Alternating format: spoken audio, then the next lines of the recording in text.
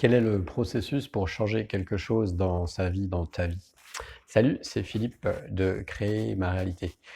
Bon, dans cette vidéo, je vais te parler d'un processus que tu peux utiliser d'une manière générale, globale, constante, chaque fois que tu veux changer quelque chose qui ne va plus dans ta vie.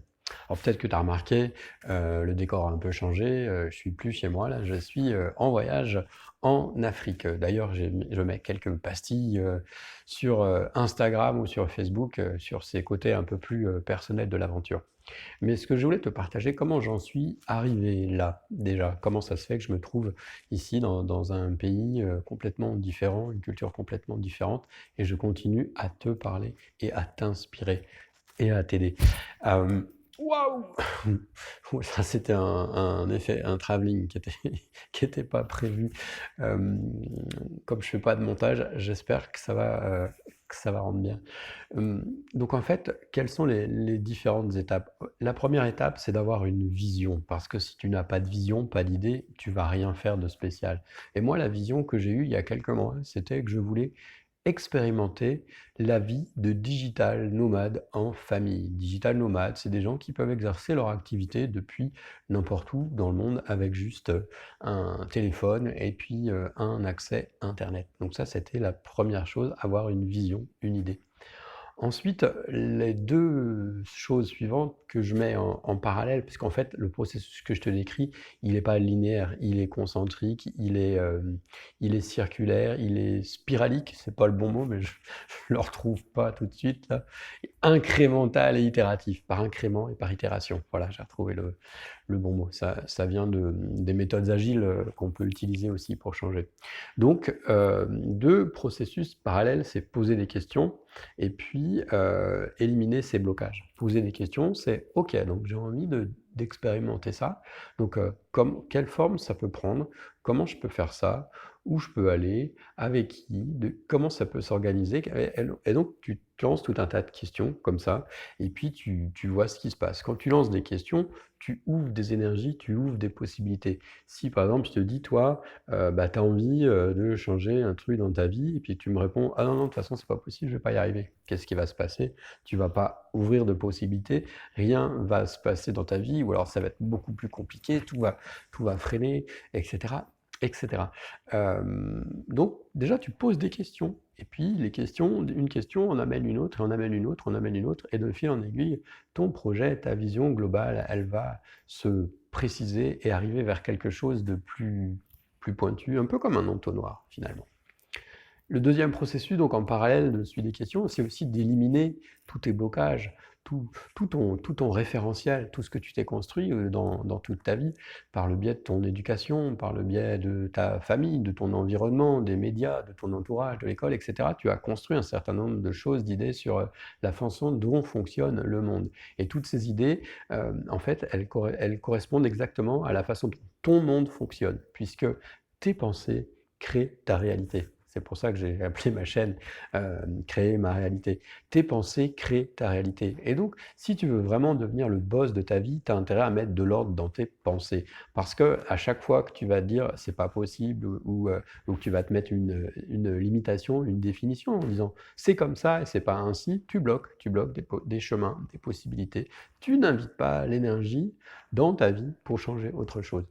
Donc comment se libérer de toutes ces pensées, on peut les appeler des pensées parasites, des programmes d'auto-sabotage, il y a plein de noms, peu importe. Et des méthodes, il y en a plein. Je vais t'en donner juste deux très simples.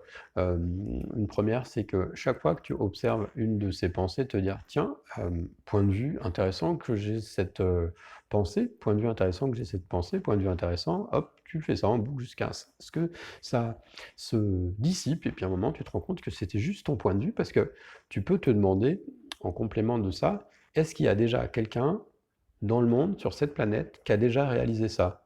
Et si c'est oui, bah tiens, donc ça veut dire que c'est pas impossible.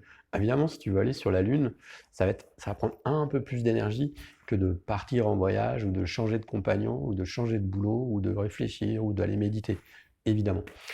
Donc ça, c'est le premier outil pour éliminer ces pensées.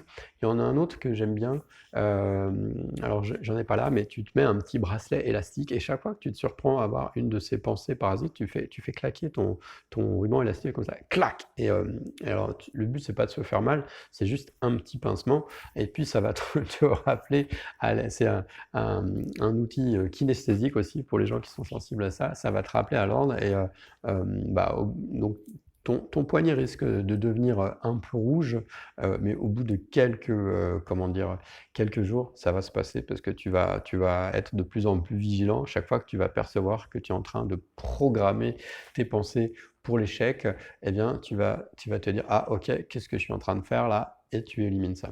Voilà, c'était 2 exemples d'outils, il en existe plein d'autres.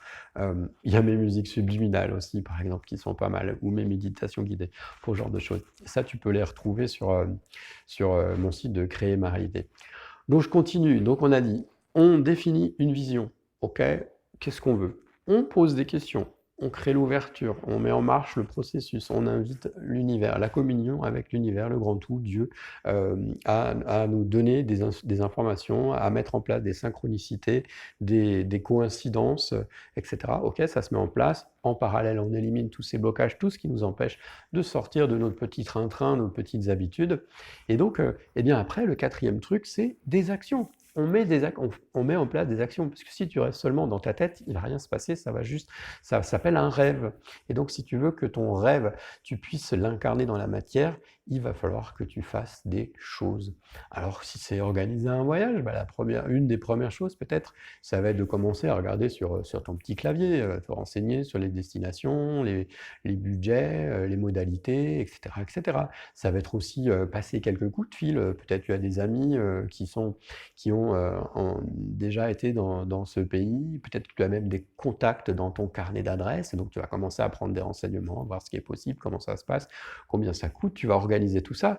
Donc, alors, je ne vais pas te faire tout l'historique d'un voyage, mais voilà, tu mets des actions, donc tu recherches des informations, tu regardes le budget, est-ce que tu as l'argent, je l'ai pas, comment je fais pour le créer, est-ce que je peux le créer, est-ce que je l'ai déjà, est-ce que je peux l'emprunter, est-ce que je peux ajouter quelque chose à ma vie qui créerait cet argent. Voilà, tu fais ça, et puis après tu commences à rentrer plus dans le détail. OK, mon planning, comment je m'organise, est-ce que je pars tout seul, est-ce que je pars en famille? Si je pars en famille, est-ce que comment j'organise les vacances? Il faut que je si tu es salarié, comment j'organise les vacances avec aussi mes conjoints, mes enfants, etc.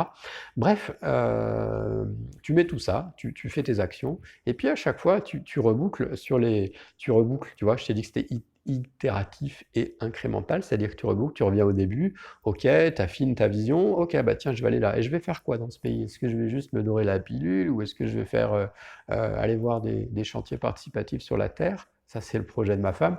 Est-ce que je vais faire mi-temps farniente, mi-temps ce que je fais là? Est-ce que je vais continuer à accompagner des gens au téléphone pendant ce temps-là? Si oui, comment je m'y prends pour avoir du réseau, de l'internet, etc. Comment ça marche dans ce pays-là? Voilà, tu rentres dans le détail, hop, et puis à un moment, eh bien, tu as continué, tu as enchaîné, tu as continué à mettre de l'énergie là-dedans, et non. Et chaque fois qu'il y a eu, parce que des points de blocage, je te le raconterai dans une autre vidéo, il y en a eu plein, et alors soit tu le prends comme une aventure, l'occasion de découvrir quelque chose, de te dépasser, de renforcer ta détermination, ta certitude, ou alors dès que tu vas rencontrer un obstacle, tu vas dire: «Oh non, j'arrête tout, c'est pas possible, je reste chez moi, en vacances, en Mayenne.» Bon, non, mais j'ai rien contre la Mayenne puisque j'en viens à la base. Donc voilà, tu continues à poser tes questions, et puis c'est comme ça qu'on crée un changement. Alors évidemment, un voyage, c'est relativement simple. Quand tu traverses une crise majeure dans ta vie, que tu es un peu perdu, que tu es au bord t'es stressé, tu es au bord de l'étouffement, de l'étranglement, du burn-out, où ton corps il t'a déjà donné des symboles, pas des symboles, ouais, ouais, plutôt oui, si, des symboles, des choses à observer, tu vois, des messages pas sympas. Ça peut être une maladie, un mal, quelque chose, etc. Le mal a dit. Soit tu décides à l'écouter et puis tu agis.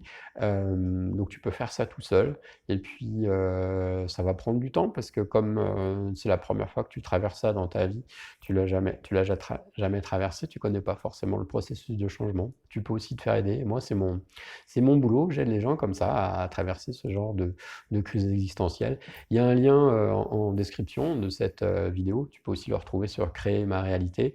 Et dans ce lien, il y a un lien vers mon agenda. Donc je réserve quelques créneaux chaque semaine pour pouvoir prendre des appels et puis pour voir si je peux t'aider dans ton projet existentiel. Alors attention, cet accompagnement, c'est pas un accompagnement que je fais à titre gratuit, donc c'est mon travail. Donc ça veut dire que si tu as envie que je t'accompagne, il faut vraiment que tu sois engagé, motivé, que tu aies prévu un budget pour ça, et voilà, vraiment, c'est un truc qui est sérieux. Et donc si tu veux plus d'infos, prends rendez-vous avec moi, on en discute, on voit où t'en es, on voit quels sont tes blocages et vers quoi tu voudrais aller. Allez, ciao, c'était Philippe, et puis je vous dis à bientôt, et n'oublie pas que tu es important et que tu comptes. Ciao, je vous aime.